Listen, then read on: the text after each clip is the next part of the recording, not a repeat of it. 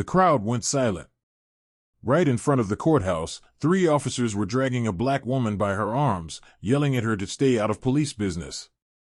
Phones were recording. People were shouting.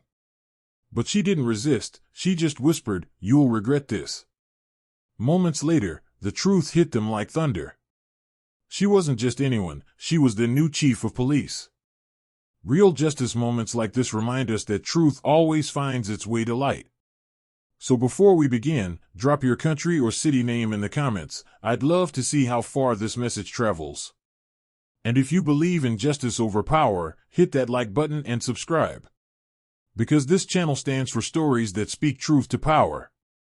2 days before that shocking scene outside the courthouse, the entire city's police department was buzzing with rumors.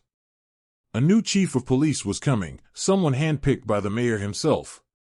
The old chief had been forced to resign after a string of corruption scandals, cover-ups, and racial profiling complaints that stained the department's name. Most officers assumed the replacement would be one of their own, another man in uniform who'd look the other way, just like the rest. But this time, they were wrong. Her name was Danielle Robinson, a former federal investigator with a spotless record and a reputation for exposing dirty cops, no matter how high they ranked. She had taken down entire precincts in Washington, D.C. and Baltimore, earning respect from the people and fear from those in power. And when the mayor offered her the job, she agreed on one condition. No welcome ceremony. No introductions. I want to see who your officers really are when they don't know who's watching. So, she arrived quietly. No uniform. No badge. Just a plain black coat and a sharp eye that missed nothing. The next morning, she attended a public hearing at the city courthouse, a case involving a police brutality victim. It was the kind of hearing most cops didn't take seriously, a place where they whispered jokes in the back row and smirked at the witnesses. Danielle sat among the civilians, watching every reaction, every smirk, every whisper.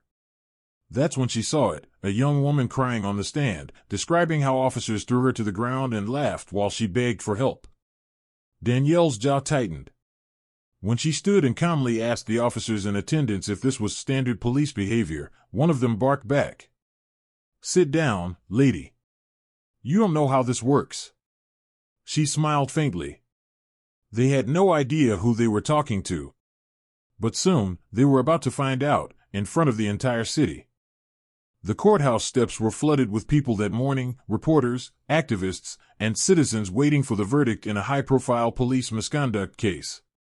Danielle stood among them, quiet, composed, her eyes scanning the sea of uniforms and arrogance. To everyone around her, she was just another black woman attending the hearing. To the department, she was still a ghost. Inside the courtroom, the tension was thick. The defense attorney smirked. The officers on trial leaned back in their seats, arms crossed like they owned the place. And at the center of it all, a young victim, trembling, holding back tears, tried to tell her story through the weight of fear. Danielle couldn't stay silent. She rose from her seat and spoke calmly. "Your Honor, may I ask why these officers are still on active duty while being investigated for assault?" The room fell silent. One officer, sitting at the back, sneered. "Who even are you? Sit down and mind your business." Danielle didn't move. Her stare was steady, cold enough to freeze the arrogance in the air. The officer stood, walked toward her, and barked. "Out. Now." When she didn't respond, 2 more officers approached, gripping her by the arms. Gasps rippled through the courtroom. Phones came out. Someone yelled, "Hey!" She didn't do anything. But the cops didn't care. They dragged her through the hallway, their boots echoing against the marble floors. One whispered mockingly, "Should have stayed home, lady." Outside, the crowd gathered, recording, shouting, demanding they let her go. Danielle didn't resist. She just looked at the officer holding her arm and said quietly, "Do you even know who you're touching right now?" He laughed. "Yeah, a protester who doesn't know her place."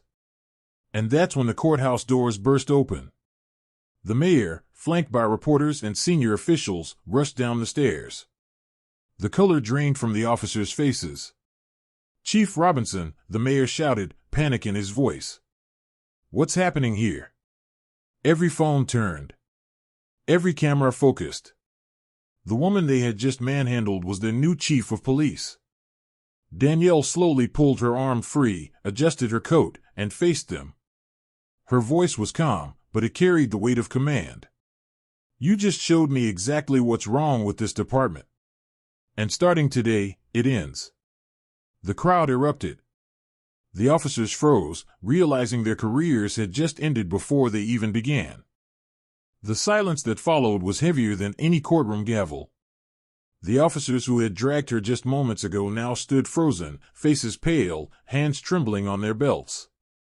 The crowd, realizing who she was, erupted into murmurs.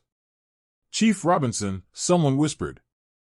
"Wait, that's the new chief," another voice gasped. Danielle didn't need to raise her voice. Her calm presence spoke louder than any anger could. She turned to the mayor. "I told you I wanted to see the department's real face before I wore the badge." The mayor nodded, unable to meet her eyes. The officers tried to speak, stuttering excuses about misunderstandings and confusion. But she raised her hand, stopping them cold. "No confusion," she said. "Just corruption. Arrogance. And no respect for the people you swore to protect." By now, dozens of phones were streaming live. News channels had picked up the story within minutes. The world was watching. Internal affairs officers arrived, escorted by city investigators. They reviewed the courthouse security feed, and what they found was damning, every second of the assault captured from multiple angles. No lies left to hide behind. Danielle stood in front of the courthouse steps, facing the cameras, the public, and the officers who once thought they could intimidate her. She took a deep breath and spoke clearly.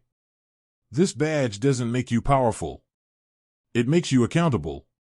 Every citizen you disrespect, every person you silence, weakens this badge. And I refuse to lead a department that confuses fear with authority." The crowd erupted in applause. The same officers who had laughed at her now stood stripped of their weapons and badges, heads bowed in disgrace. Danielle didn't look at them with hate, only with resolve. "You thought you were teaching a lesson," she said quietly. "Turns out, it was you who needed one." The moment went viral worldwide, a symbol of justice, power, and poetic irony. Headlines read: "Cops drag new chief out of courthouse, justice served instantly." That evening, in a new office, Chief Robinson looked at her badge resting on the desk. She smiled faintly and whispered, "Now, let's rebuild what's broken." As the sun dipped behind the courthouse, the city felt different. For the first time in years, people saw accountability, not just promises. The footage of Chief Danielle Robinson's confrontation became more than viral news. It became a message. In every corner of the country, from small towns to big cities, people shared that clip, a symbol of courage against abuse and dignity over discrimination. One woman's calm defiance had done what years of protests couldn't. It exposed the rock from the inside. That night, Danielle stood by her office window, the badge finally pinned on her chest. Her reflection looked back at her, strong, steady, unshaken. She whispered softly, "Justice isn't loud. It's patient. But when it comes, it changes everything." Outside, sirens echoed, not of fear, but of change. Real justice moments like this remind us that truth always finds its way to light.